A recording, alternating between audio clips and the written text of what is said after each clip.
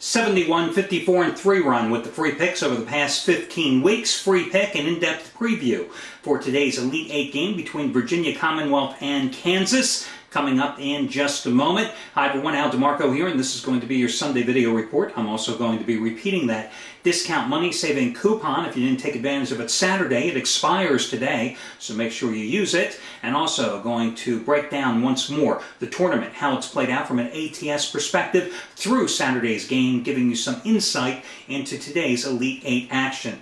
Before I go any further though, I would be remiss if I did not mention the results of that NBA free tournament that I ran in conjunction with DraftStreet.com on Friday night. Sorry, I forgot to mention it yesterday. My father's passing this week. I've been, mine's been a zillion different places here. But anyway, we ran the tournament on Friday night, as I had advertised last week. Over 250 of you took advantage of the tournament, and I got to tell you, I finished 17th. Problem was only the top 5 places paid. So, a guy by the name of Burger Boy, I'm assuming that's a guy, I don't know who the hell Burger Boy is, kind of a neat nickname, Burger Boy, beat the hell out of me, took my money. Matter of fact, the top 5 finishers took my money, but that's cool. I think it was a great little tournament. As I mentioned to you earlier, with DraftStreet.com, these fantasy league tournaments are considered games of skill. So, it's perfectly legal. It's a way you can bet and make money. Now, why poker and why sports gambling is not considered skill by the U.S. government, I don't know. When they put me into office, maybe I can change things. I'm not sure. But anyway, Burger Boy had a very nice night. He finished first, 271.5 total points. A guy by the name of MRG finished second, 268 3/4 points. I finished 17th with 227 1/4 points. And it's kind of interesting, looking, because at DraftStreet.com, if you go there, you can see the tournament, you can see the results, and you can see each player, how he picked his teams. And I had mentioned last week that the neat thing about this fantasy leagues at DraftStreet.com is that, and you can see the ads here, by the way, just click on the site and you can get all the information, is that it's based on a salary cap. You have this mythical $100,000 salary cap, and with that you have to pick 8 players, and they have to be by certain positions plus a couple of utility men. And I had mentioned that, if you went out and wanted to get Dwight Howard or LeBron James, it was going to cost you nearly $20,000 each, leaving you with, next to nothing to fill out the rest of your roster. Some advice that was, because this guy Burger Boy, that's exactly what he did. He went out and got LeBron James, who against Philadelphia that night only had 32 points and 10 rebounds. He went out and got Dwight Howard that night, who had 21 points and 14 rebounds. He picked up a steal with Darrell Wright of Golden State, 26 points, 4 boards. Danny Granger had 20 and 5 for him. But his best player, I'm looking at his lineup, and he picked Kwame Brown. Kwame Brown, the Bobcats overcame this huge double-digit deficit at Boston to win outright as a 13-point dog on Friday night. And Kwame Brown, who cost next to nothing, at 12 points and 7 rebounds. I went another route. Knowing that Kevin Love was out for Minnesota, I figured Anthony Randolph was going to see a lot of time, have a big game, and he did.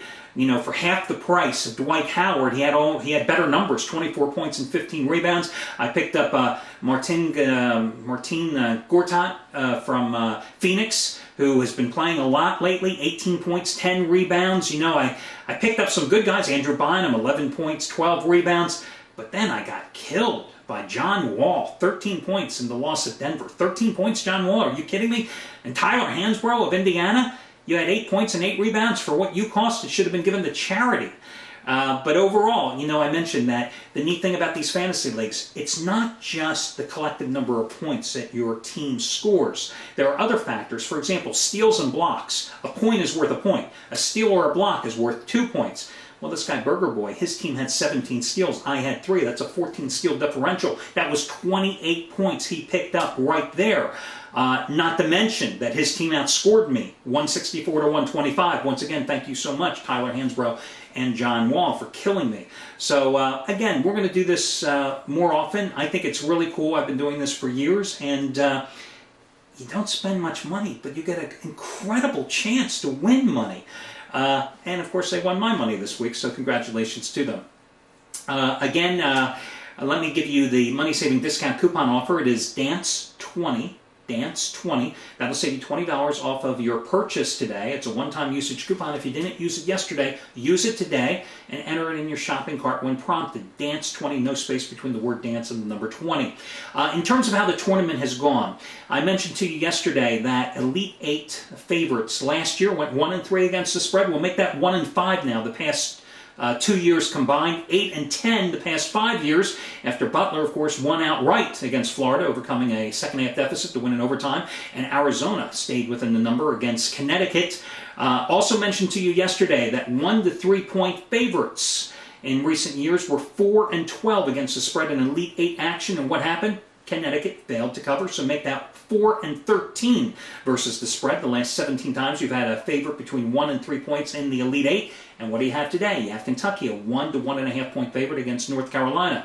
Double-digit favorites are 10-5 in the tournament. You only had one in the Sweet 16. That was Kansas and a rout of Richmond. And, of course, now you have another team from Richmond in which Kansas is a double-digit chalk, laying 11.5 points today. So it'll be interesting to see how that one goes. And that's the free pick I've got coming up in just a moment. Meanwhile, overall in the tournament, the Dogs are 34-22 against the spread. And thanks to Butler yesterday, 22 of those 34 Dogs have won outright, proving once more, as I keep telling you, that if you believe that a dog is a great play and you think they could win the game outright as well, why not take a shot and make a smaller wager on the money line if the odds are significant in your favor?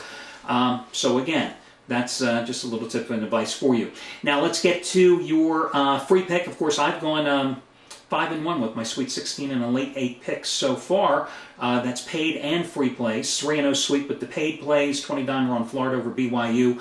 5-dimer on VCU over Florida State in overtime on Friday, and a 5-dimer on Arizona yesterday.